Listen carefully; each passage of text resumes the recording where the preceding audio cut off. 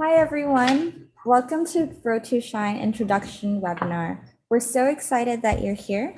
This is an innovation program between T-Hub, Telangana, and Hiroshima Prefecture, and we hope to drive global innovation for social impact starting from Asia.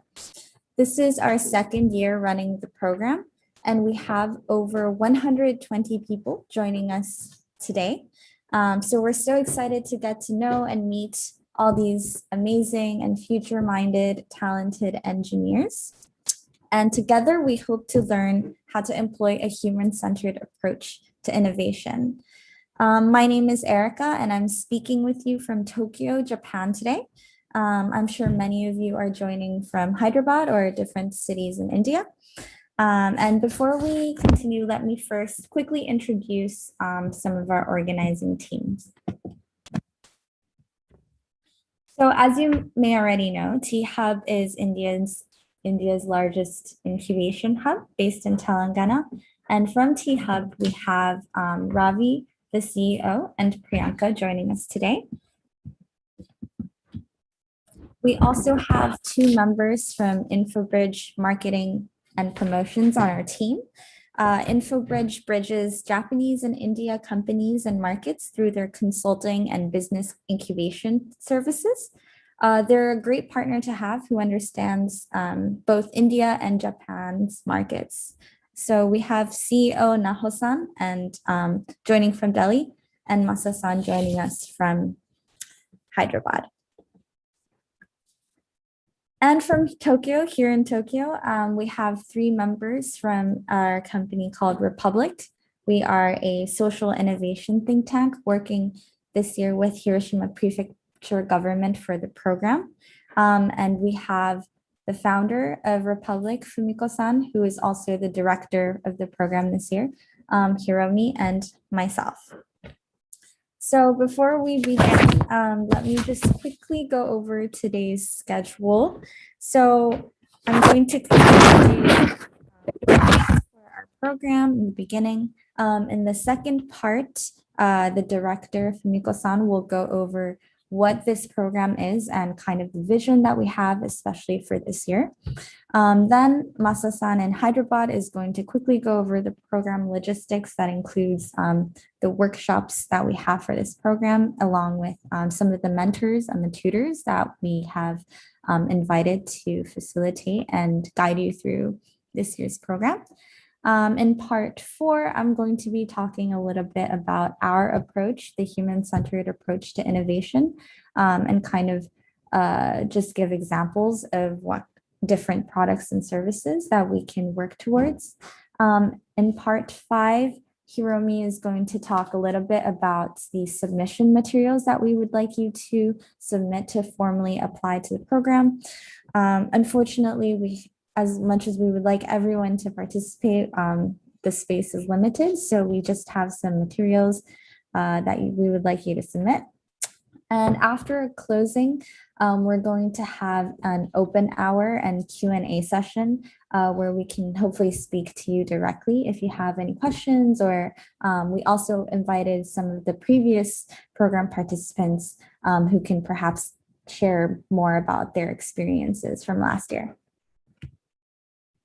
So I'm going to quickly go over just some of the webinar rules for today. So if you do have any questions, I see some people already typing in the chat. Please use the chat function, and we're going to answer during chat function as well.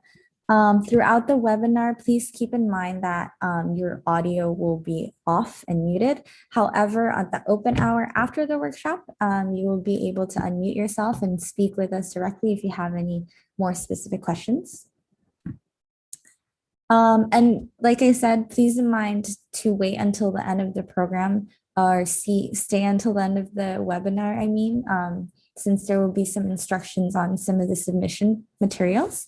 But if you have to go, no worries as well. We will be sharing a recording of the webinar afterwards via email to everyone who registered today. So before we begin, like I mentioned, T-Hub Telangana is one of our partners for this year, our Indian counterpart. So let us see a video that talks a little bit about the incubation center. And we also have a welcome message from the CEO of T-Hub, Ravi.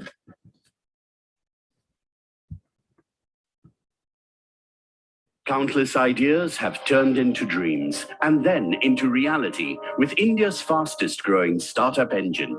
It all began 4 years ago when Shri K.T. Rama Rao, the Honorable IT Minister of the newly formed state of Telangana, had a vision of transforming Hyderabad from a bustling metropolis into a truly global city full of innovative companies and young talent.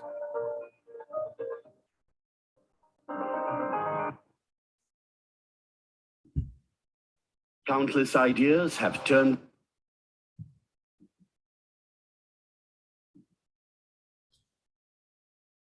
Road to Shine is a joint collaboration between Hiroshima Prefecture in Japan and T-Hub in Hyderabad, Telangana, India. It's a very unique initiative because what the pandemic has made us realize is that the way we have designed our services or products, our answers to the challenges in front of us has not necessarily been one which is very human-centered, which has not been very ecologically centered. And therefore, how do you really solve problems without necessarily impacting the ecology, the ecosystem, and at the same time keep human in the middle of all of these things? This is something that both these organizations realize that they need to facilitate platform or discussion amongst young innovators to really make this thing happen. And also, the industries in Hiroshima are actually becoming those test beds for testing out these solutions. And therefore, I think this is a unique opportunity for young innovators in India and all across who really want to participate in building those next generation solutions that are human-centered. Participate in this and really create the human-friendly ecosystem going forward. You already have 700 plus registrations. We are looking forward to several more coming in soon. This is the second year of our program. The first year we had some tremendous impact. So I urge all of us to really give it a chance, come out of those frameworks that we have been operating in, create new frameworks, and enjoy being part of this journey. Welcome to all of you. Wish you the best of luck. Thank you, Ravi-san, for kind of reflecting on some of our impact from the last year's Road to Shine program, and the need for this human-centered approach to innovation moving forward. Now, so I want to introduce Fumiko-san, the director of Road to Shine program, who will be speaking to you a little bit about the vision and our program for this year. Okay, hello everyone. Hopefully you can hear us well. All right. And I hope you can see the slides too. Okay. All right, so good morning. So in Japan, the time is now 2:40. So we have about 3.5 hours difference. But it's so nice that despite of all the busy time and schedule that you all have, you've managed to fit this time for the seminar and joining here with us as well. My name is Fumiko, and we're now reaching you out from Japan. So just briefly, I would like to introduce what is Road to Shine and a little bit of background. So as Erica has already have introduced, so actually this program is co-hosted by T-Hub and also Hiroshima Prefecture in Japan. Well, some of you may have heard about Hiroshima and some of you may have not. So it would be quite interesting if you could just give a little bit of search in Google where the Hiroshima Prefecture is. So the program started last year, and we basically have set it up a partnership between T-Hub and Hiroshima Prefecture. The idea was that beyond the two different cultures and two different societies, hopefully we can provide some of the global human-centered innovation program where both ends can meet and collaborate together. Because typically these type of cross-cultural international sort of agreements can be very much about doing things on papers and agreeing on basically the principles. But we hoped that we will take this opportunity to sort of have this kind of a tangible and physical exchanges on both ends, where both of the ends would actually collaborate, and especially with more emphasis on the new generation and their opportunities. So we would like to introduce the message from, hopefully I have managed to turn on the sounds. Let me recheck and come back. All right.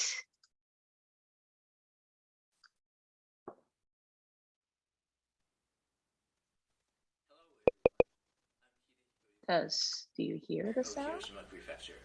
Oh, it's very small. First, I'd like to thank all of you who participated in this Road to Shine program. As you already know, this program is a collaboration between T-Hub and Hiroshima Prefecture. In this program, I'm hoping that together with India's talented individuals and companies, participants from Hiroshima will be able to foresee the future society despite pandemics, and to unleash their wings of imaginations and to come up with out-of-the-box transformative services and products. Known as the City of Peace, Hiroshima is dedicated to solving social issues and to building an innovation ecosystem that drives innovations from the future and inspires people from all around the world. For those of you who will be a part of this effort, I look forward to meeting you in Hiroshima soon.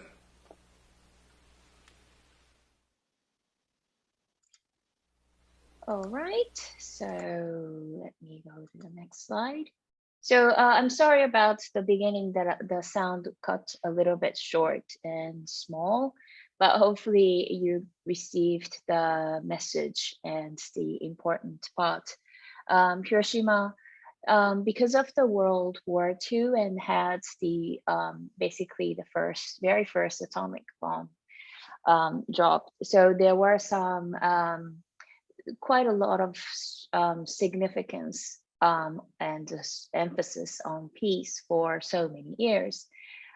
This is actually one of the World Heritage, the Itsukushima Shrine that actually looks over the sea of Setoji Sea.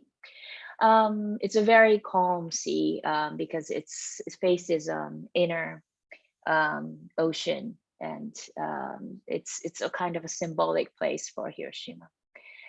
And just to give a little bit of highlight, I would also show another video clip, which was made by the Hiroshima Prefecture.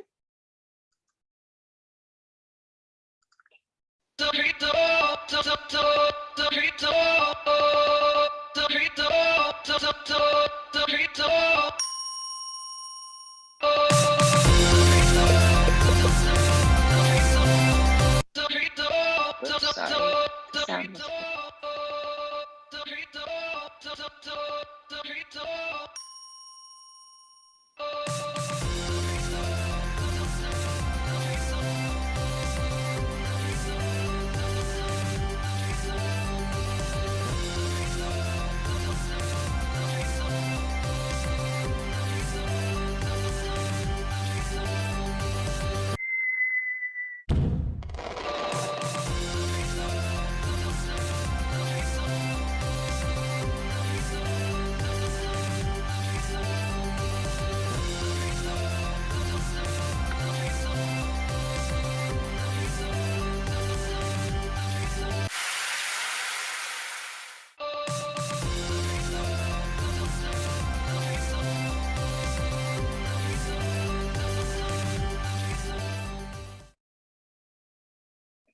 all right. Well, I must say that due to the COVID situation, until the end, we had this discussion whether we should show the video at all. But just to give some ideas about how Hiroshima is like, and it's a mixture of history and nature and some industries. So thought we will show this video anyway. Now, hopefully the program will be able to host you all in Japan for real. We've been hoping that this year the COVID-19 will settle by now, but unfortunately not at this point. So basically the program, we are in principle organizing this online for this year. So what does it mean for two Asian nations to collaborate? And it might be not so obvious because we have very different culture and the background, and of course the language is very different, but hopefully we can give a little bit of highlight on that issue. Let me get back to the few slides. Sorry about the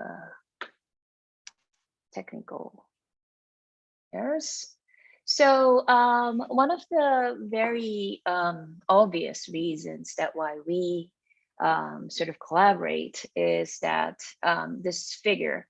So almost 60% of the Asian population actually occupies the global population. So that's quite big. And another important thing is that by 2030, Asia is going to contribute roughly 6% of the global growth. And of course, China being one, and India being one, and Japan being one. But also combining all the rest of the Asian countries, it is a very large proportion of global growth that we're sort of looking into. So that means we have not only the scale, but such a big impact to the entire world. And particularly speaking from the side of Japan is that because of generation, so for the past century, Japan has been one of the big driver for automobile industry. And that was also sort of driving one of the manufacturing powers so far. So looking at all these kind of effects and the impacts that we've already had before, and then we are hoping to have in the next years or decades to come, I think there is a lot of things that we have to sort of reflect upon us, both the opportunities and the problems. And well, at least speaking from what we've been seeing in Japan is that we've been creating so many products from consumers' perspective. So yes, definitely there's a lot of advantages for instance, plastics like PET bottles. It is very sanitary, it is very light, it is very easy to produce, and to some extent, it produces less carbohydrate upon the production, and it is convenient. But recently, we've been seeing that there's so much more impact, negative impact, that we're also seeing as the micro plastics are distributed worldwide in the sea. So also, there was a lot of driving force around the sense of ownership. Many people have been purchasing cars. However, putting those together into cities actually create more congestions rather than just pure convenience. And sometimes it's also about the joy of driving. So we're now in the stage where we have to see what are the impacts when those are put together into a city altogether. Another thing might be that because the Asia has been producing so many products and being a factory or the powerhouse of producing a lot of things. And now we are seeing some shifts in ways that those manufacturings are dominating the industry. Now we're also seeing that we can now use smartphones, and the services are also being coordinated and can be offered through a single click of our thumb or fingers. It could be also just a click of a button. And yes, that's great, but both from the manufacturing and also from the service point of view, we have to also think about what is the influence, not only from the customer side, but also for the ones who are engaged in providing those services. So we have these kind of like two sides of the coin that we are now looking into. And that's one of the things that we're sort of in this critical moment of thinking on both ends, rather than simply producing things. So, so sort of putting all these kind of insights together, we feel like Asia plays a very unique role in its scale, also in the culture, and also in the global industry and society. So that's why it feels like it is a time for us to think about what can we create, and also putting and joining forces together. So now this is like a kind of like a historical picture of benefits of all three sides, so-called. So from the time that we dressed very differently a couple of centuries ago, in Japan, there was saying that benefits of all three sides. And then all three sides have been addressing about the satisfaction of the customer, satisfaction of the seller, and also what is the benefit that brings to the society. But nowadays, as we discuss in Japan, there is more sort of emphasis and then address for the fourth side of the benefit, which is about the future. And I think that somewhat is a reflection of what I have just so far talked about on simply reflecting and thinking about what are the things that we should be engaging from now on. So some of the experts are coming up with some new frameworks. Kate Raworth have been sort of emphasizing about the donut economics, and I wonder some of you may have already came across with this concept. So simply put, there's sort of a planetary boundaries that we're now seeing. So from ocean cleanness to climate change, air pollution, and just like last year, we've Hyderabad also had a huge water rain and had some droughts, and so as in Japan as well. Recently, we had a couple. And so many environmental impacts we're seeing. So it seems like there is a limit to what the Earth can hold. Whereas also simultaneously, it is a very important thing that as the population grow, that we'll be able to sort of make sure that everyone is having healthy and well sort of like a life. So from basically housing or water and food and those kind of essential supplies, but also having good sort of access to equal opportunities to jobs, and also to have a political voice. So those kind of elements should be somehow fulfilled while we look at ways to produce things with the consideration to the environment. Also in terms of the manufacturing, although it is still in the early phase, but there are other frameworks that are introduced from the logistics and manufacturing side. You probably know about fab labs across the world using sort of 3D printers and other technology, which actually receives data locally and then capable to produce things that are needed or essential in the local context, rather than sort of distributing materials and the final products over the sea or over the air, like how we should be using recently up to now. Japan has obviously also have been transporting the waste till recently. China has been receiving all the plastics and other wastes, but recently has banned that type of sort of imports. So we could also say that perhaps the ways that we've been doing things in terms of manufacturing and distributing things as being product in, trash out. So that's like PITO. And there are some new emerging ways that we do things, which we can call it like a DITO or DITO, which is data in, data out. But we are still in the dawn of the changes that we're seeing. So a lot of opportunities, but still so much to be done. So I think all in all, I think we're looking at these kind of quite a complex questions, combining the global and local perspectives, as well as the social and ecological perspectives. So how can your city, or how can where you live, it can be also a village or a town. It's just ways, I'm just trying to emphasize on the local context rather than just the global markets and the global distribution. So how can our society be a home to a thriving people in a thriving place while respecting the well-being of all the people and the health of the whole planet? Could be a very important theme that we should see today.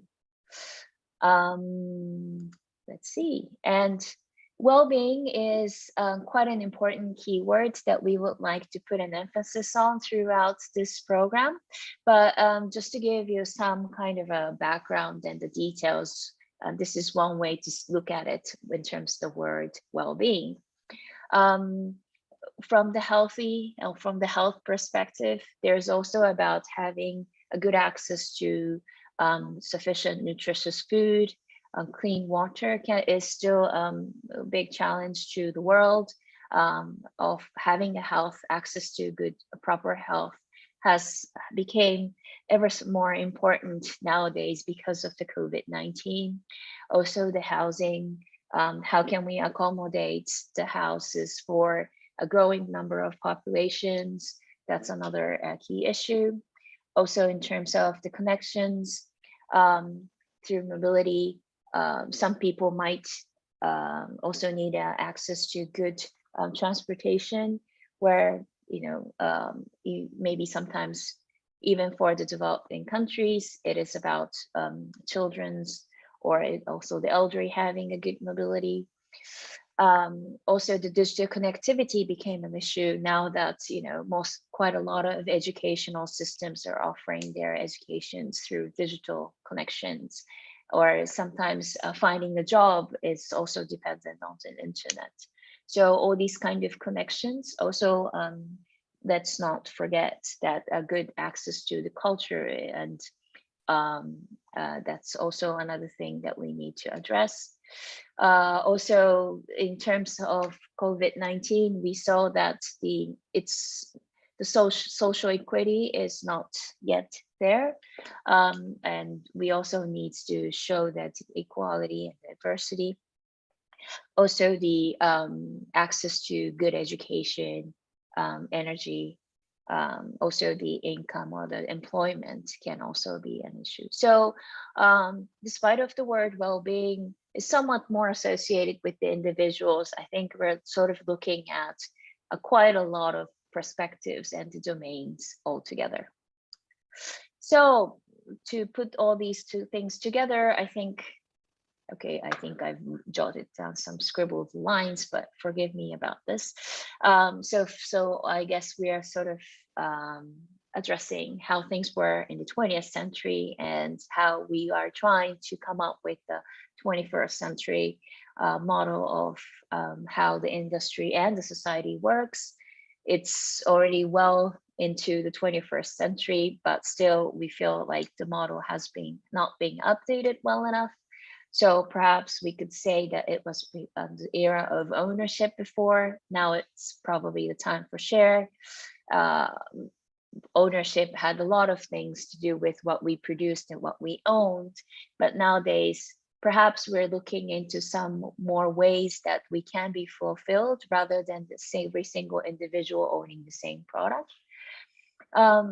Perhaps it was about how individuals and as consumers can be happy.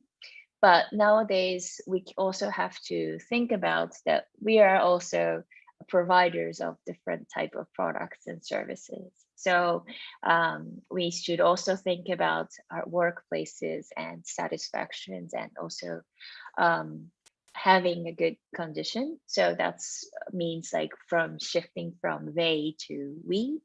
And I've already addressed about linear economy to circular economy, and also from limitless production to planetary boundaries. So all in all, that's what well-being is addressing rather than the individual happiness. Yes. So these are the sort of the background thinkings and the discussions that we are having. And hopefully that from this month to up to September, so basically primarily in July and August, we would like to have this design challenge in India, and we will have more explanations from Erica and from Hiromi afterwards about what kind of assignments and selection process will take place. So once again, unfortunately, we have to sort of narrow it down, but hopefully we can provide sort of like a good opportunities for everyone. And from there, we will sort of have 5 engineers to collaborate with the Hiroshima industries from October to December. Okay. And just to give you how things had been before the Road to Shine was like in Hiroshima, a lot of different people from sort of car industry to ships, from supermarkets to food industries. Some of them were sort of developing energy platforms and you name it. But Hiroshima has been sort of supporting young potential innovators in the company and out to sort of come up. So as you can see, Governor Yuzaki is here. But I think the essence or the key message we're seeing here is that actually what is more important is how the innovators make things happen. And this is sort of like old photographs from like 60 or 70 years ago in Hiroshima, but we're hoping the spirit would sort of thrive from not only for the previous century, but also to the coming ones. All right, So this is my explanation of Road to Shine program, and hopefully that gave you some understanding of it. We will be more than happy to be sort of here and be present after the explanation of all the process, and we will be welcoming you all for any type of questions in case you have more to ask. All right. Okay, so I'm passing on both the screen and the sound to Masa to explain about the program logistics.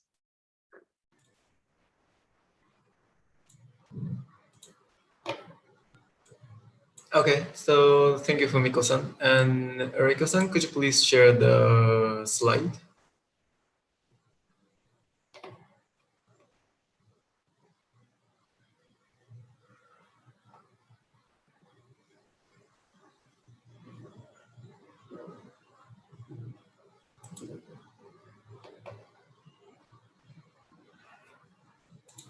Okay, so thank you so much. So hello everyone. So this is Master, and let me explain about program logistics and basic info of Road to Shine program 2021. So next slide, please. Okay, so firstly, I will explain schedule of this program. So today is the 24th July, and we are doing webinar, and we will explain about submission later. So right after this webinar finish, you can work on creating submission and you can submit it by 8th August. So once we receive the submission, screening process happen. By 20th August, 15 people will be selected and we will have a workshops. We will have a workshop 3 times, 27th August, 4th September, and 11th September. Next slide, please. Okay, so this is the eligibility. The participant has a background of computer science or related engineering skill. Even though you are not engineering student right now, for example, MBA student, if you have this background, it is all fine. And this program is basically for young talent. So we set age eligibility under 30. Also, the applicant should be available for all online workshops and events. And lastly, the applicant in India or from India. Next slide, please.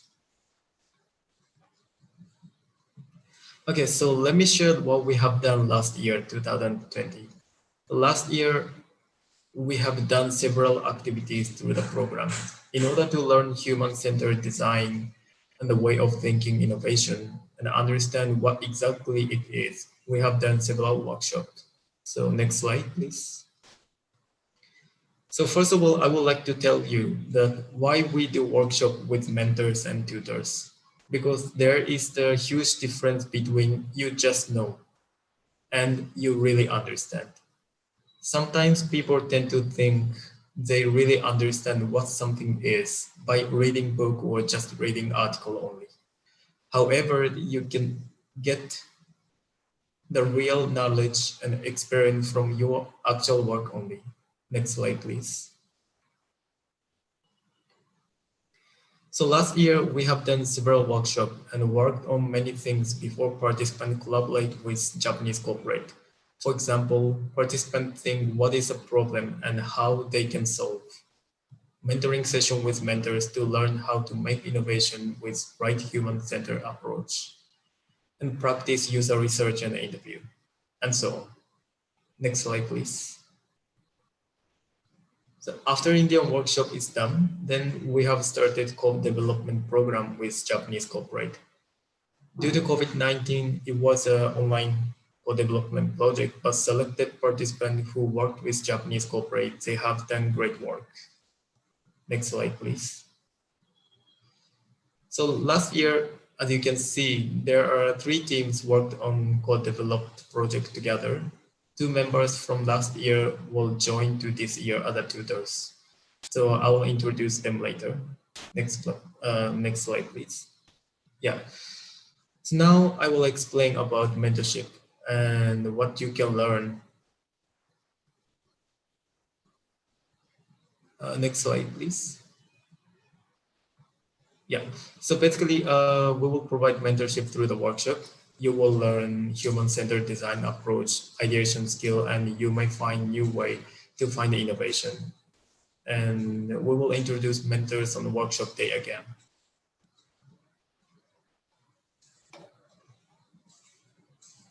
Okay, so apart from the mentorship, we have two tutors for this year program. The first tutor is Venkat. Next slide, please. Yeah, so he has worked with Miyajima, which is the package company, and he has developed solution for last mile deliveries. We will get his comment later. The next slide, please. The second tutor is Ashray. He has worked with Digital Solution, which is software company in Hiroshima, and worked for the healthcare sector. And next slide, please. Okay, so now we would like to have a comment from each tutors. Ashray, so please unmute and introduce yourself and quickly tell us how was your experience and what kind of people would be good for participating in this program. Yeah. So hello everyone. This is Ashray. I'm an engineering graduate specialized in computer science engineering and a design engineer by passion as well. So Road to Shine has made me to learn to ideate, solve, present, and find insights, and then come up with a perfect solution required by the user. It made me understand about my interest and also understand what I have been doing throughout my projects. Now I understand that user satisfaction is a priority above all, and the workshop helped me to show the way to perform the user research on the type of users which I have selected. We had very fun interactive sessions, and we also had to play different roles of users and interviewers. So it was really fun to have such an amazing session online. In the phase two, Road to Shine has connected me to a company called as Digital Solutions, which is in Hiroshima, where we have worked on how can we promote healthcare among the Indian and Japanese culture. We exchanged thoughts on the services present in both the countries and had interactive sessions. And we finally also came up with two different kind of solutions too. The revolution has opened up new platforms and methods to acquire customers, and uh, I feel it is very crucial for the startups to understand these to reach their target customers. So, Road to Shine program can be really helpful for the young entrepreneurs to explore their ideas from a user perspective. Now this program can make you guys think can make you guys change your thinking perspective. We always try to assume the problem and start thinking about the solutions, that too in a technological way, but that is not it. Like as I mentioned before, like the idea is something which is something really very important in the entire project, and if the idea is not solving the problem of the user, then what is the use? So Road to Shine can help you to bring out the unique perspective to watch your idea and make you create different personas of your user, understanding their problem deeply. Ultimately, building a solution has a process to be followed, and the workshop has taught me how to do it very well. So, if you want to raise and shine your idea, then Road to Shine will keep the hope awake and allow young minds like us to shine. Uh, yeah, that's it. Thank you and best of luck. Okay, thank you so much, Ashray, for sharing your great experience and work. So next, Venkat, could you please share your experience Yeah, and what kind of yeah. participant can be good Uh, for the program? yeah. To what Ashray said, to add what Ashray said, this program is something gives you a first-hand experience onto design thinking and design approach. So normally, as soon as we graduate from engineering programs or management programs, we see problems in different sectors as a very generalized problems or very large problems, and problem statements can't be more specific. This program allows you to focus on what specific problems we can solve in different sectors. It is one of the very unique experience we can have, because it is very rare that we get to focus very deeply. It is as simple as seeing an engineering subject. So when you take a subject particularly, during exam we see it as a subject and just focus on few very important concepts. But in this approach, we tend to focus how the solution or the problem can be formulated in a very specific manner, which allows the startups to get a clarity in the first place. Young entrepreneurs always face difficulty in the first 1 to 12 months in focusing on what really matters. Until the end of the 12th month, they might not know what actually matters. So recently, to quote Prashant Macheti, who's CEO of Swiggy, in his interview, he said that his first approach, his first solution, bundle technologies, was a kind of experiment, and also he wanted to see what sort of problem exists in logistics. It was his first experience to see what is actual problem. So not all solutions might make it to the end, but you get that perspective on what is actual problem, and this program will allow you to focus on that with very less resources, and also with the correct approach that you can do with not a product first approach but idea first approach and human first approach, which will cut down your time in prototyping and getting the testing done in a fast manner. So this program is actually very open to all kind of an approach, but engineering students can give a new perspective to solutions and also give it a final touch in its manner. So the takeaways from the program are the connections and networks. You get connected to a lot credible individuals across Hiroshima and India. So I'm looking forward to meet you all, and also looking forward to see your submissions. Thank you. Thank you so much, Venkat. So, Erica-san, could you go to the next slide? Okay, so that's all from my side regarding the program logistic and comment from tutors. So looking forward to you all, and I will pass next session to the Erica-san. Thank you. Thank you, everyone. Can you hear me okay? Okay. I hope my audio is audible. Perfect. That's great. So thank you again, Masa-san and Ashri and Venkat. Working with them was really amazing. We were amazed by their enthusiasm and their ability to adapt and learn, and also prototype. So if you're interested in speaking with them directly, again, feel free to wait until after the workshop for the open hours, since they will also be there. So now I'm going to be speaking a little bit about how this program kind of sees innovation. I know Venkat and Ashri talked a little bit about our approach, but hopefully this will give you a little bit of a glimpse about what kind of skills you would be developing throughout the workshops when you participate. So first, let's start with a little bit of an exercise. So I'm going to be showing you a picture of products, and please tell me in the chat section if you find the product to be innovative or not. Just a quick yes or no should be fine. So the first one is the Google Glass. I'm not sure if you guys remember, but it was released 6 years ago, marketed for about $1,500 US. It was actually never materialized into a product. But last year they revealed that they're now doing like an AR version, so that might be out soon. So keep an eye out. Okay, I see a lot of yeses, one no, great. How about the next one? Has anyone seen this before? Does anyone know what this is?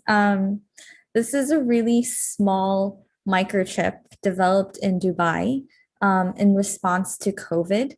So people put them on their nails or as manicures so they can do payment or just have a lot of data or do cashless payment without having to touch anything, just through their nails. So what do you guys think? Do you guys think this is innovative? So payments without relying on touch. So I see a lot of yeses, some no's. I'm curious why you think yes to an extent or no. Okay, great. So next one is Uh, yeah, does anyone know what this is, or what does this look like, or has anyone heard of this? It looks like a pen, and perhaps you might be aware of it if you know anyone around you who has diabetes. A spy pen. Yes, it's actually an insulin injection device. Yeah. So as you may already know, people with diabetes have to inject insulin in their system multiple times a day, sometimes every couple hours. And on top of that, they have to be aware of the right amount, the right dosage.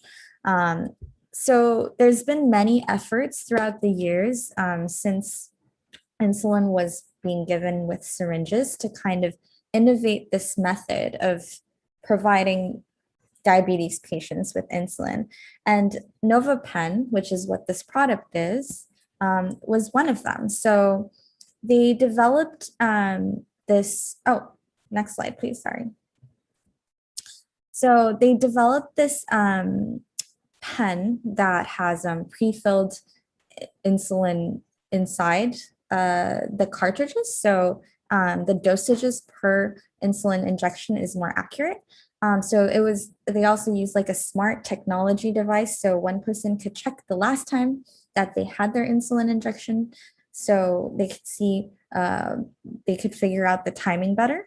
And they also made the needle thinner so they could, apply the injection with less pain. So this was a great innovative technology that NovaPen brought about. Next slide, please. And in the process, they really tried to understand kind of the lifestyles and the behaviors that a lot of diabetes patients were going through. So they tried to do, there was this element of research when developing the product where, they had to try to see and intervene if there's any specific opportunities or pain points that they could address through their product. Next slide, please. And actually what they found is that even the smart pen with the needle could be quite intimidating for children since they kind of imagine this like vaccine or needle type of situation. So it's especially in school settings, they can be kind of scared to self-inject, and also it can be scary for the classmates around them.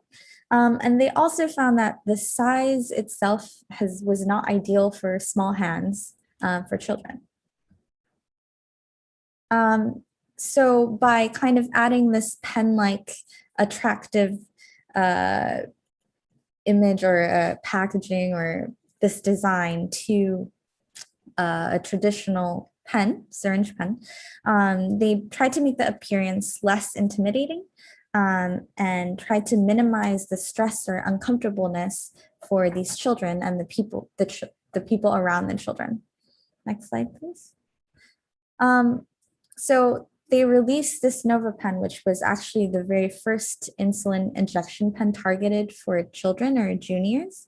And so it combined this element of developing technology, smart and very thin needle, with providing new experiences for the specific user, which in this case was children, to come up with these new values for the users. And it was by providing these new values, they were able to empower through this product. And let me explain a little bit about what we mean by new values.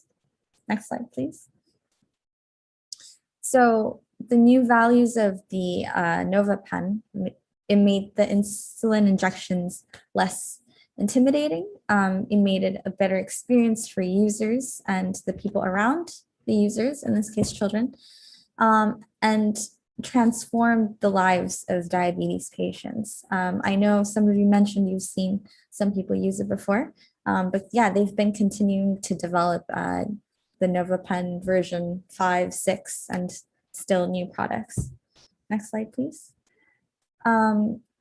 So what we see here is that in Road to Shine, we want to kind of focus on this type of human-centered approach to innovation that creates clear new values for its users. And as much as advanced technology is great, we think that sometimes perhaps if focusing too much on the technology side might not generate this type of new values that the human-centered approach potentially can. Next slide, please. So in the beginning, we talked about this Google class and the nail chip example. As much as the technology seems very advanced, it's difficult to see a clear picture of a specific user and a specific value or experience that these products might bring about. So if we do a quick recap, so with the technology kind of starting point to innovation, kind of focuses on generating new technology and perhaps sometimes to a point that it considers that before having a user in mind. And the impact perhaps is measured in the technical advancements and is very reliant on these advancements of technology. Whereas with the human-centered approach, perhaps the focus is more on this value for the user and the impact it has on the user. So it's also measured with the social and societal impact in mind. And it can obviously use new technology, or it can kind of leverage existing technology and adapt it. Or sometimes it can use no technology at all. So you can drive innovation without even having to come up with like a new microchip or things like that. And in this program, we want to focus on this latter approach.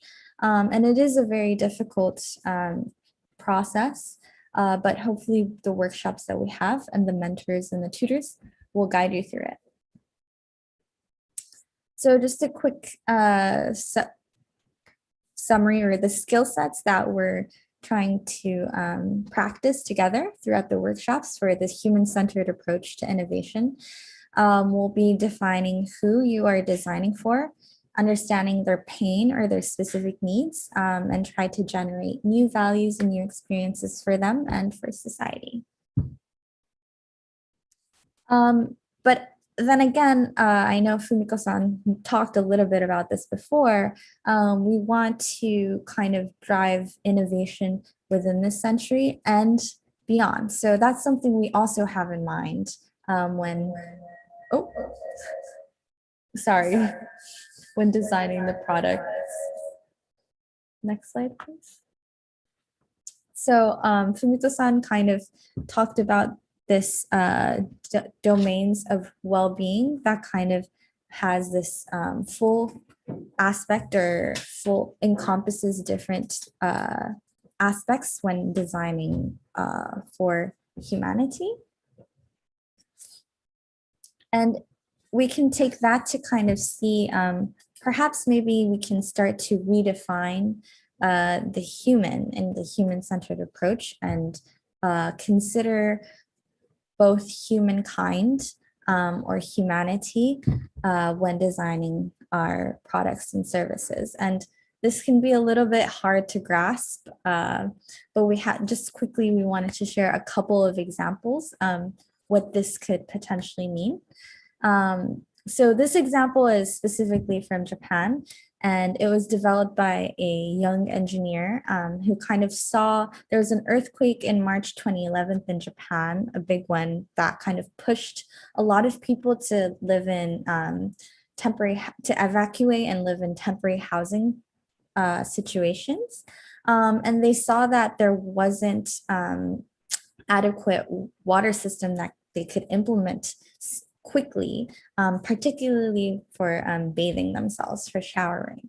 So this engineer designed this product called Wota, which is the world's first portable recycling plant. That's how they market it. So basically, all the water that you use once gets reused and how do you say it gets cleaned through the technology that they employed. So you can use a set amount of water multiple times, providing a system for water infrastructure and bathing very quickly to many people, even in situations like disaster relief. So this kind of is a system that is not a conventional water infrastructure system that gives access to the potential to give access to water to multiple people. But also it considers kind of this element of circular society where we kind of just reuse all the water that we use to potentially bathe ourselves, or if we can continue to innovate this system of cleansing wastewater, it points to a larger perspective in which we live in harmony, I guess, with the environment. And the next example is Merikari. So we also wanted to show this example to explain that it doesn't always have to be a technology-centered innovation. So this is, for example, a service that is also used heavily in Japan. What it does is, if you have any products, it could be any books or clothes or just any furniture, bikes. I know they have cars as well on the website and app. If you have anything lying around your home that you don't want or you don't need, you get connected to someone who would want that product. And there's a system where you can check and confirm the quality and exchange information and make this exchange happen. So a lot of people have this service has been very successful in Japan to a point that a lot of people, instead of going to buy new things in the store, they check on Merikari first. So it's kind of bringing this potential to society where we rely less on consumerism and buying new products, and instead being connected to people who may already have that product. So kind of taking this idea of reuse on a larger scale. And again, this kind of points to a more circular economy and society. So next slide, please. So this year, we hope to also kind of redefine the human, or maybe consider more what the human and the human-centered approach can entail, and also consider the impact we leave on humankind, our next generation, and the environment. Next slide, please. So if you're ready to embark on this journey with us, we would love for you to join and participate. But again, we have some limited space. So we have some selection materials that we would like you to submit. And Hiromi is going to explain a little bit more about that. Okay, thank you for introducing me. I'm Hiromi from Republic. In this section, I will explain about submission material to formally apply this program. Okay. So there are many approaches or methodologies for driving innovation, but Road to Shine program is going to focus on human-centered approach to create outstanding impact in the real society across Asia. So we are looking for 15 participants who have a potential and mindset of human-centered innovation through this selection. As we mentioned, the section before, Road to Shine is a different types of innovation program from general hackathon or idea zone. So perhaps some of you will feel weird or confused when you try to fill in assignment, but please don't afraid of filling in materials.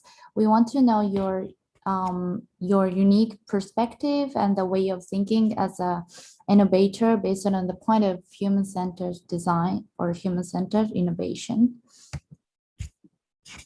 So when you try to use human-centered approach, the most important key is to look around you and find insights reading innovation. So through this submission material, we'd like to know your skill to observe and find insights for innovation. Okay. So 2021's Road to Shine program's theme is Future of Wellbeing. Of course, we know the definition of well-being. There are many definitions of well-being, and it depends on individuals. But definitely, due to COVID-19, our awareness and definition of well-being are completely changing. So using this opportunity as a starting point of innovation, we hope to drive our journey with you. So COVID could be a turning point to rethink about our well-being. So not only your health, physical health or mental health, as Humiko-san mentioned before, the COVID made us start questioning and reconsidering existing relationship with our service and society and others and friend or neighborhood, etc. So since our daily life being limited due to COVID-19, now is an opportunity to think about what is important or what is necessary for our well-being beyond stereotype. For example, through your experience, lockdown or several restricted situations, you probably found how important daily food system or garbage collection systems are, and how much your family or neighborhood support your well-being every day. Through this assignment, we'd like you to find your well-being enabler that supports or achieve your well-beings. Enablers could be products or services, but they can also be people or simple tools. So please freely interpret what products, services, or systems support your well-being. Okay. So, okay, you will have two worksheets to apply this program. First worksheet, you will choose one specific enabler, product, service, system, or people that you can find it support your well-being, and then taking a photo of the enabler and writing down description that explains about the enabler. It isn't necessary that the enabler is high technology products, service, or the latest one. In this section, we want to know your unique perspective to reinterpret well-being. On the top of this rank here, you will write down a title identifying what the enabler.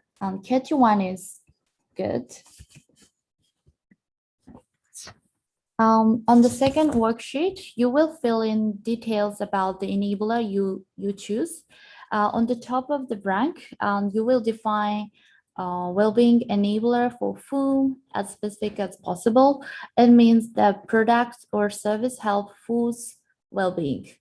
And the second rank, you will imagine larger and long-term impact if the enabler product or service will be spread on or installed to the society. In this rank, you will think beyond specific user and identify larger impact such as social level and environmental level. It's fine to describe not existing impact yet. Let's try to use your imagination. And the last blank, you will write down the reason why you choose this enabler. From this section, we'd like to know your interesting and your unique point. So, okay, so let's fill in an example with NovaPen we explained before.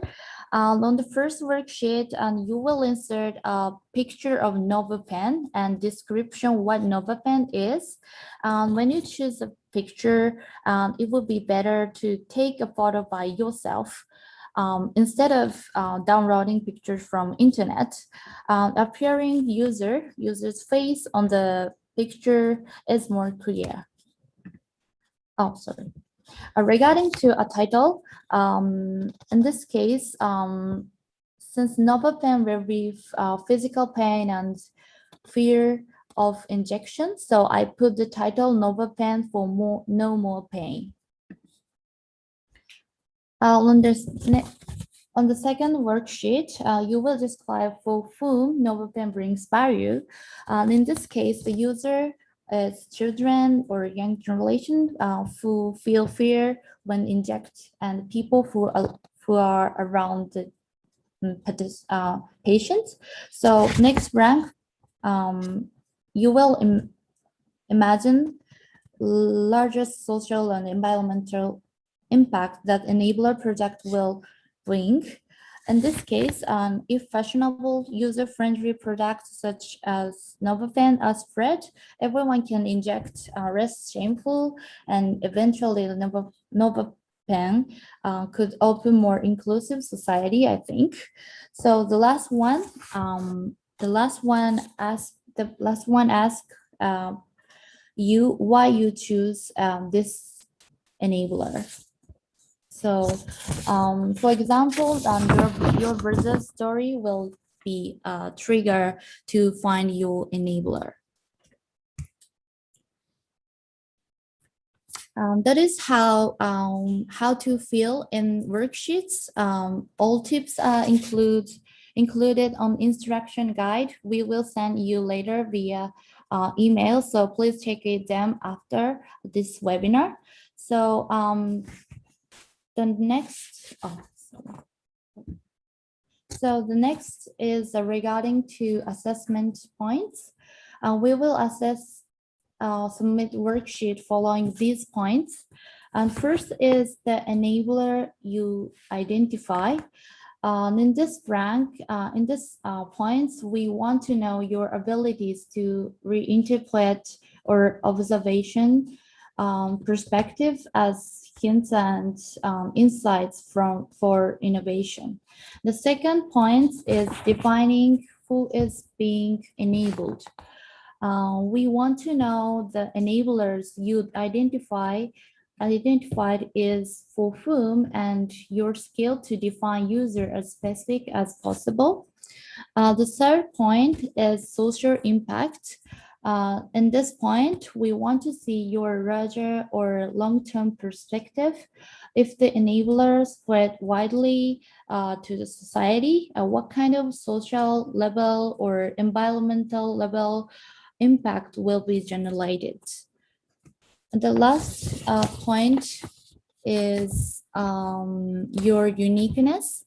In this point, please write, we'd like to see your perspective as an innovator. So, and also we want to know that your interesting and passion and background as well. Sorry. Okay, so let's move to the last topic. How to submit application. To finally apply to Road to Shine program, you have to submit these two worksheets via Google Form via Google Form by August 8th. So after this webinar, we will send you all worksheets and submission materials via emails. So please check the mail. And regarding to the worksheet, we will distribute the worksheet in the format of Google Slides. So when you fill in the worksheet, please copy the file and edit, export in PDF file and then attach the submission form to the Google form. Okay, so I will finish the part of this submission materials, but if you have any questions, please ask us anytime on the chat box or email freely. So please check, please don't forget to check an email we will send you after this webinar.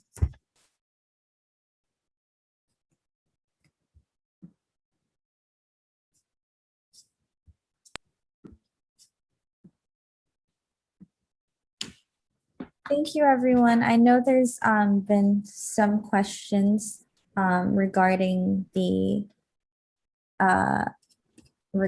submission materials. We have a little bit of time left, so perhaps we can go over it again. And just a reminder that we will be sending out an email right after this with all the links and information. So make sure to check that, and to remind you, we are accepting applications until August 8th.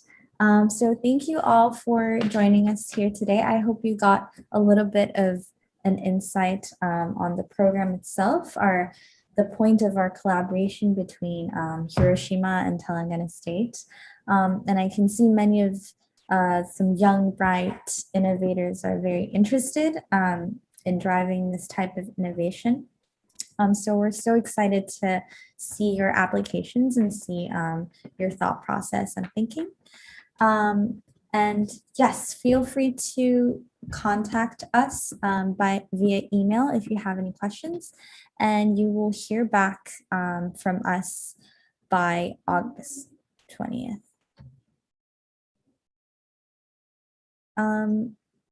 Yeah, so I think we finished a little bit early, and there are some questions. So perhaps we can start the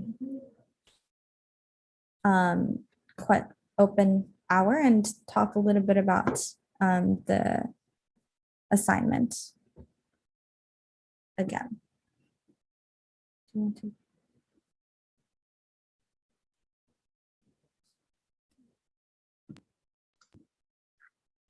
So thank you so much for all the questions over the chat. We will try to sort of open up the discussions here, and we'll try to follow you up on the chat, but also if you can just write up, or we will at one point try to just switch to the conversation. We're a little bit early, so we might start that after session discussion slightly earlier. First of all, about the online offline situation. So we've been sort of stumbling with this issue for a couple of times. We've been going back and forth between how might we be able to host you in Hiroshima this year. Unfortunately, at this point, we are planning to do everything online. The primary problem is more about the vaccination situation in Japan rather than in India. But if any situation would change, we will definitely inform you as soon as possible. But at this point, because of the program taking place this year, we are not. We're at this point assuming that everything would be online. But one thing for sure is that last year we had very good connections between the Japanese counterparts and the finalists like Ashray and Venkat. So the establishment of the relationship can, who knows, would lead to some other opportunities and other coming years too.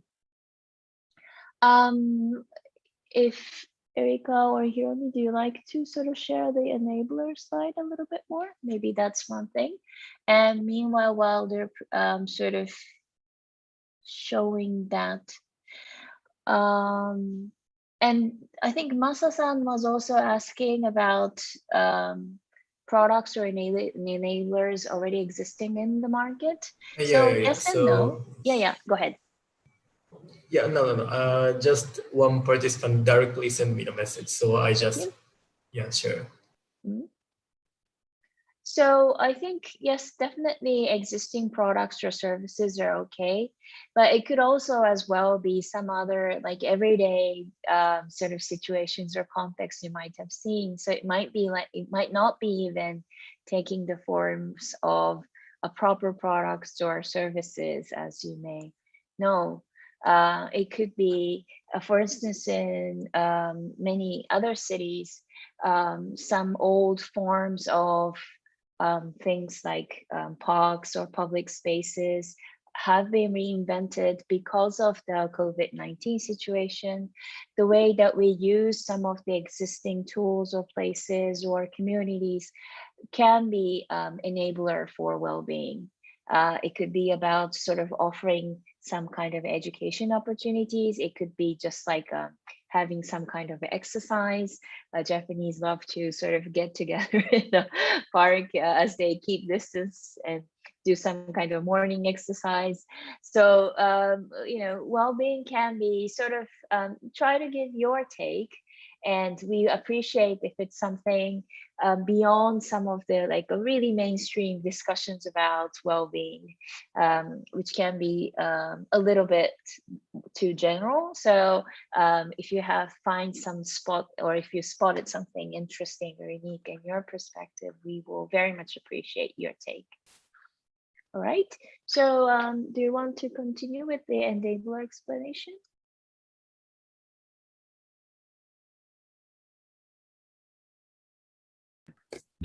Hi, can you hear me okay?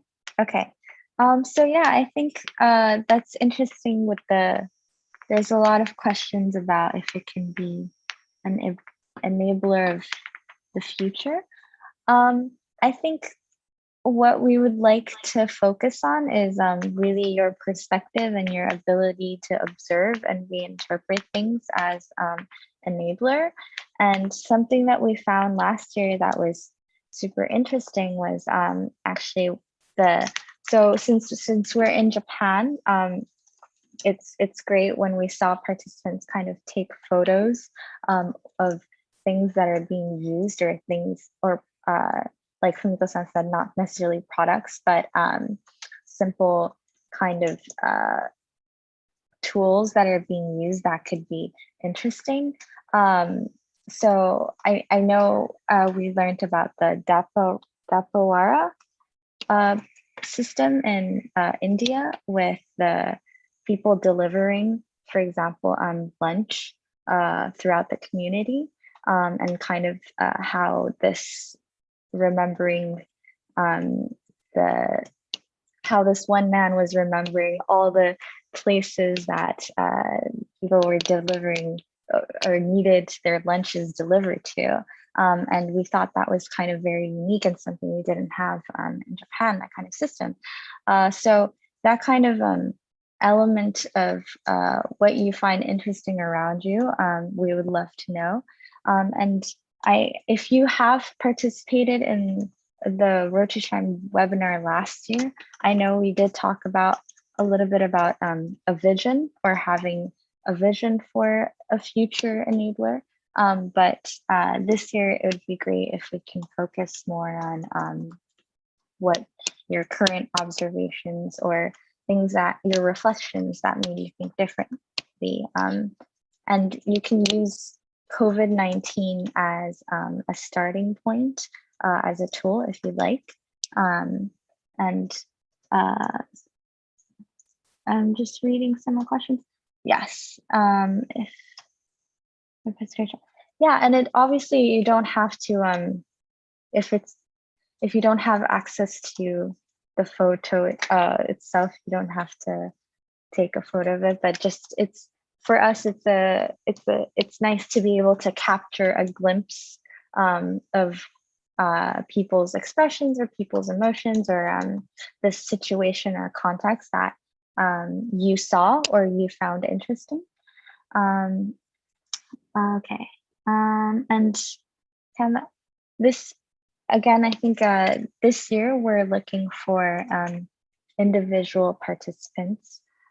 So if you are thinking of participating in a team, perhaps you can all participate or apply individually to the program.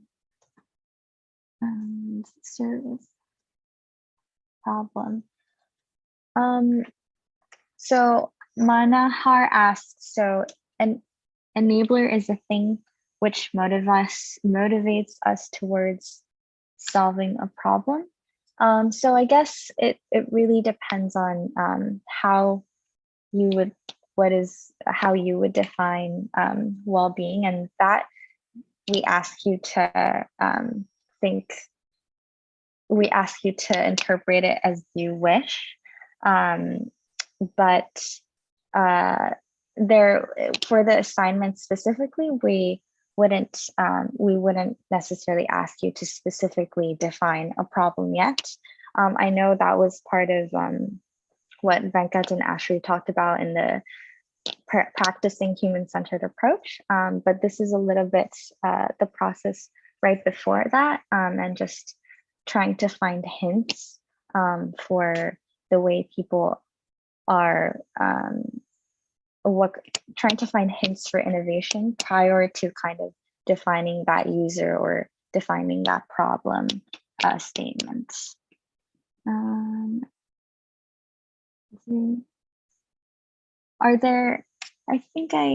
Thank you everyone for responding to the questions on the chat. Is there any questions? Does anyone want to speak and ask a question with their voice? Well, or if you can raise your hand, we'll be happy to unmute you, and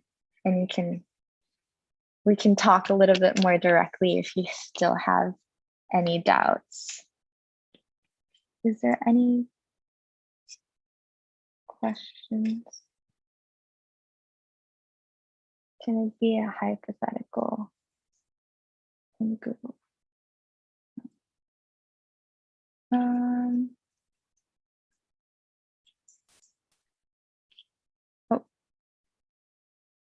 So, the Google form. Let's check the Google form.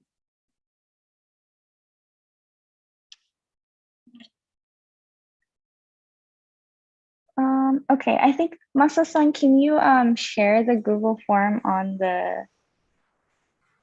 the chat, perhaps, or if that is okay?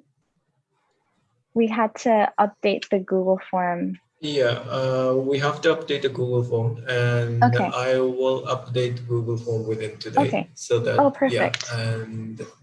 But don't worry, the updated Google form will be shared within today to the all registered participants. Yeah. Perfect. So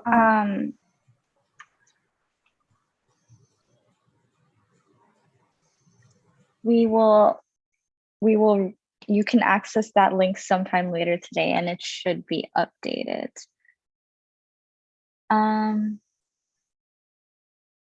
Does the enabler should be something heard? Oh, yes. So So there's some questions. Okay, the last one. Does the enabler should be something which we have already developed, or should we develop while we are in process of workshop? So it could be simply an idea or an observation. So it doesn't have to be what you're already working on, because then you might not actually need this program anymore. But the important point is that we see your perspective and the take. And that's something possibly, as we have described, it can be hypothetical, as someone else has also asked us, but your take on what is human-centered innovation is basically the essence of this assignment. So if hopefully we can sort of see how you are thinking as of today, and that's quite sufficient for us to understand. And then there was also another question about, so if perhaps maybe that enabler is costly today, and can I just simply address like a cheaper version? Of course, definitely that's, and then another ways that we can accomplish the vision. But if we were to select, and if there are too many of those that would be a cheaper version of what it is today, then it would be difficult for us to choose specifically someone from a lot of different submissions. So yes, it can be hypothetical, and then yes, we kind of recommend you to somehow sort of even just think about and look around in your everyday lives, and it doesn't have to be the technology that you already have developed. Yes, and how the final shortlisted candidates engage with team in Hiroshima. So basically, once we have the applications, and we will invite 15 people to join us for the program, and through that workshops, we will be able to have the conversation, and you will learn more about the human-centered design, which might slightly be new thing for you. And at the end, we will like you to sort of share your thoughts and ideas. And based on that, we will have the 5 finalists. And definitely for those finalists, we'll have the opportunity to work with the counterparts in Hiroshima. And no, it will not be a full-time role, but I do believe that there will be some work to be done.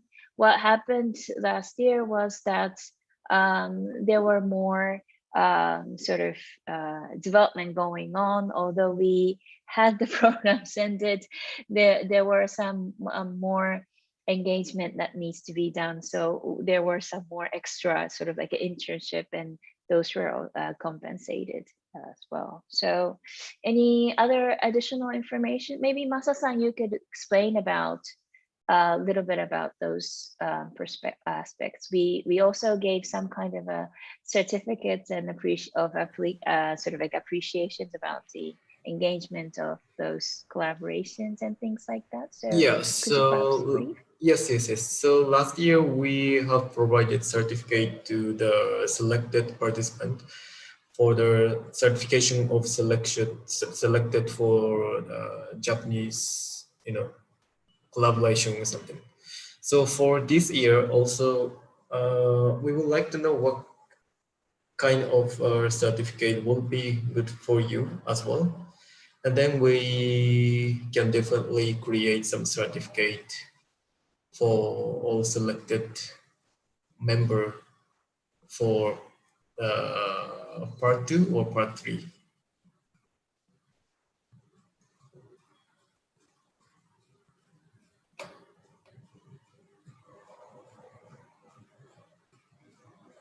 Yeah, and sorry, application form is now I'm editing.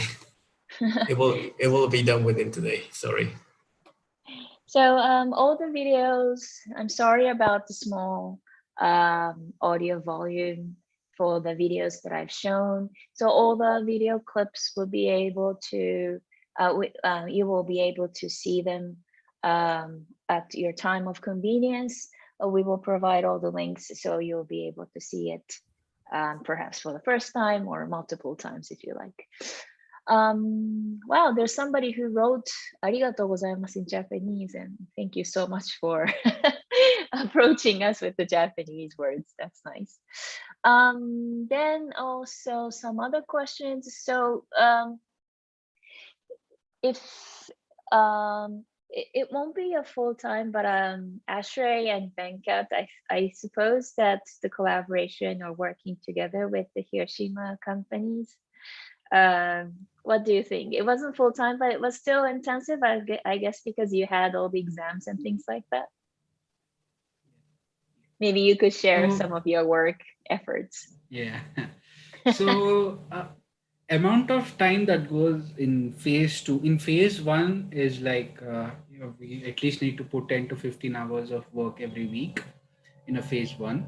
In phase 2, it increases to 20 hours, kind of a part-time, but it depends on how much we are involved in the project we take up and the work we do. So at least 20 hours gives you the leeway to produce something meaningful and also be very close to the ideas that yeah, partners on the Hiroshima side come up with. And also in the phase two, it is not it, it's a sort of a collaboration, so it doesn't depend only on us to have an idea and go forward, but also our collaborators having same intuition and also like any changes to the idea or approach. So it depends on both the individuals. So the research time that involves in phase two is a lot compared to phase one, because phase one is like our own idea and all smaller decisions can be taken by us, so it reduces the time. But in phase two, it takes a lot of time to research the culture, the differences, technologies between both the nations.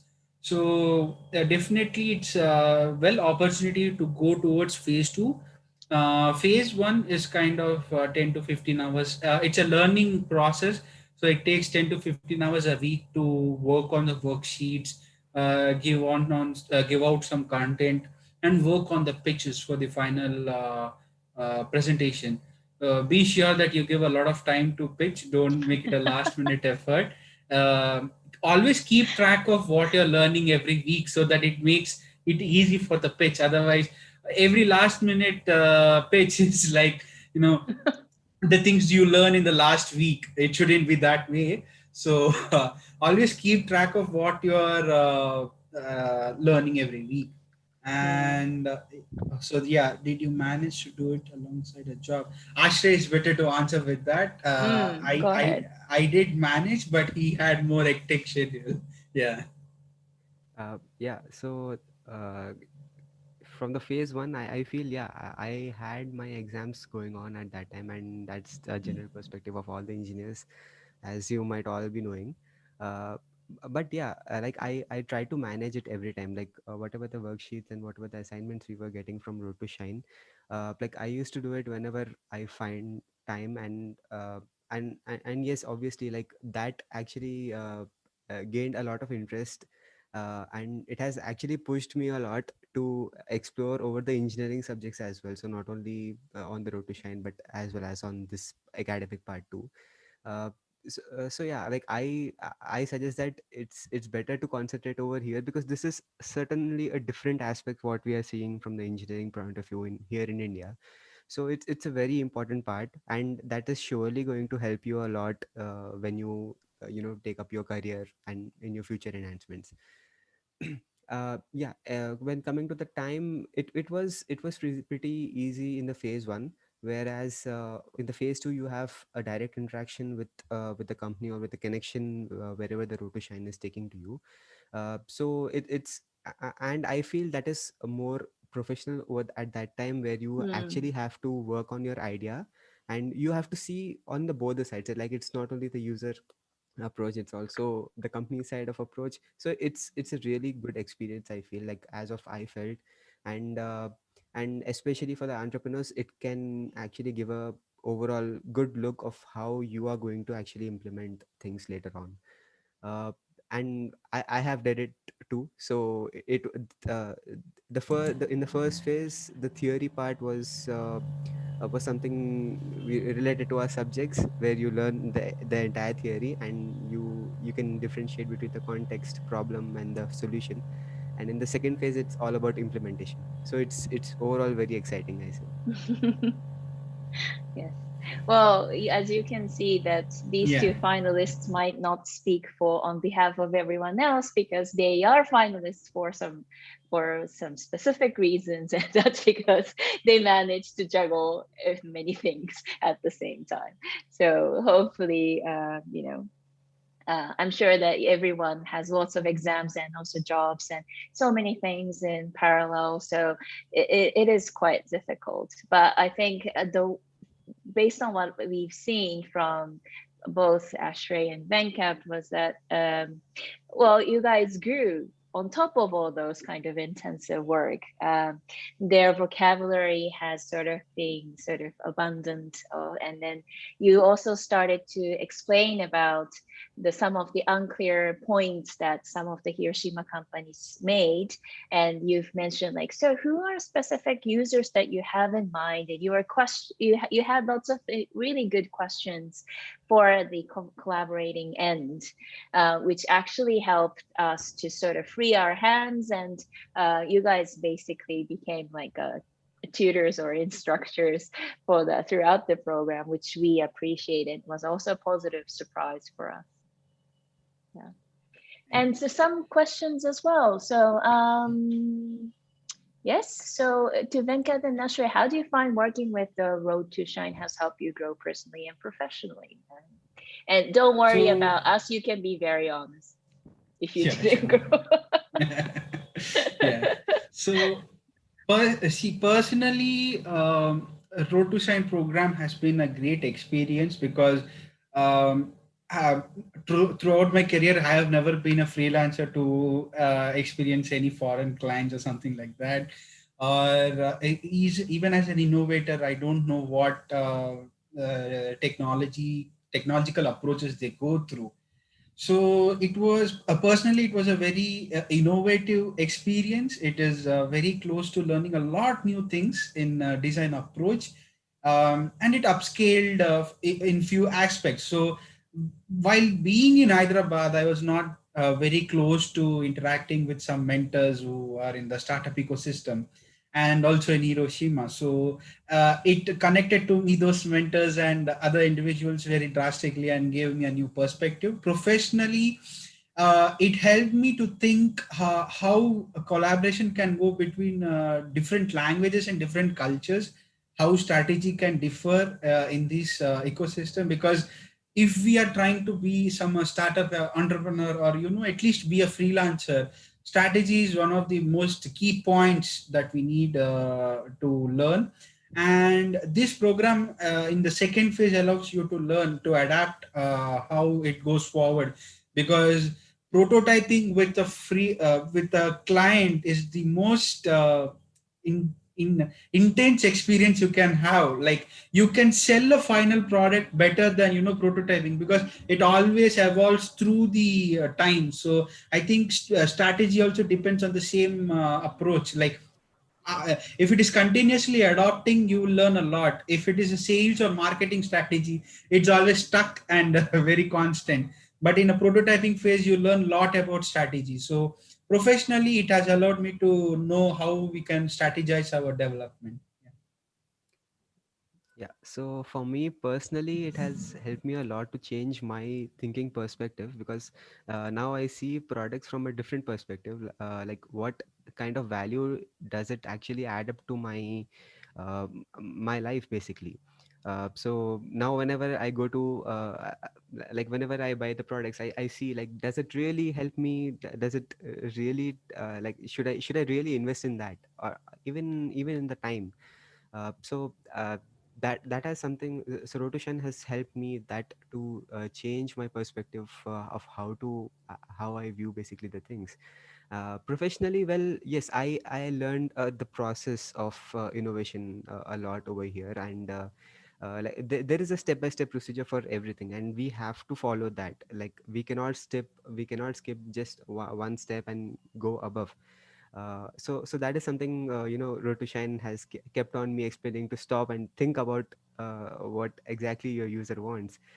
So yeah, professionally, that has helped me a lot over there, and also in my later internships, it really worked on very well. Great. There's also some questions about the applying and taking screenshots of the app. If our enabler is a mobile app, for the enabler image, can we put screenshots of the prototype frameworks of the app? Sure, you can also put the screenshots, something that if we can see what is it that you're submitting and if it's easy to understand, of course. But as I said, like, well-being is something that it's hard to measure, right? And then sometimes both for Ashray and Venkat, they had some kind of a hints or insights what these kind of things actually have done to whom. So it isn't just about the grand, like a nice little graphics and UIs, but just to like a hint of actually general, like other solutions do this, but this one actually would solve some of the hidden problems that we had, or these kind of things. Actually, those kind of insights might also help us to understand what is the impact of the applications that you're submitting. Yeah. Well, There I is, also, yeah, go ahead, Venkat. yeah. There is one question Aditya asked about where we are working now, me and Ashray. So I am a project manager in data science for a service company in Bangalore right now, working from home from Hyderabad. And Ashray, if you would like to answer. Yeah, I have recently completed an internship and especially in user research, and now I've been looking to full-time roles over in India. Great. All right. If you have some desperate questions, you might need to type again because we are kind of losing track of which one that I've answered and which one not. All right. So somebody saying "otsukaresama mata ne," that means like greetings and sort of greetings for the effort and things like that. Thank you. So I feel like we are pretty much done. If there are some more specific questions about the applying and some kind of errors around Google Forms, we'll be happy to sort of receive questions after this. And Masa-san, I think you've sort of posted a contact point. Did you? Contact point. Or like or was it somebody else? In case of some other follow-up questions, or oh, was it Erica? Sorry. No, it was Priyanka actually who shared Oh. the email ID. Oh yeah. Erica had also the road to shine at gmail.com. That would be for any kind of inquiry after this. All right. One thing just I was about to add was before Venkat's comment was that this is definitely about sort of an internship, but don't take it as like an outsourcing. So of course, everyone who participated in this program would have some things like, I want this to happen, I want to make this, but it'll be a very interactive approach, and we will have opportunity to exchange our thoughts about how you've perceived things, but how other would perceive things, and sort of like exchanging those thoughts and coming up with some kind of a common understanding and coming up with the new ideas actually would sort of have a lot of sort of like a benefits on both ends. And we were constantly surprised by the capability what Ashray and Venkat has shown, because you had lots of ideas like, okay, so this technology is already kind of saturated, or like this one, like a lot of patents and competitions going on, or sometimes Ashray would show us like, I've made this and I made that. So, a lot of fun things, not just about, how strong and competitive you've been, but it's also about the flexibility and so sort of the potential of growth that we really appreciate, because that's, we both grew on both ends. So hopefully that's kind of the relationship that we can establish with any of the participants to come. All right. So I think we've covered most of the things. Oh, is it okay if we close or? Yes. All right. I'm well, muting, sorry. Oh, perfect. So yeah, just watch out for the email that we will send afterwards. Thank you, details for the message. And we'll be available for any questions. Yeah, but that's it for today. So we're looking forward to seeing your applications. Thank you. Have a great day. Have a great afternoon.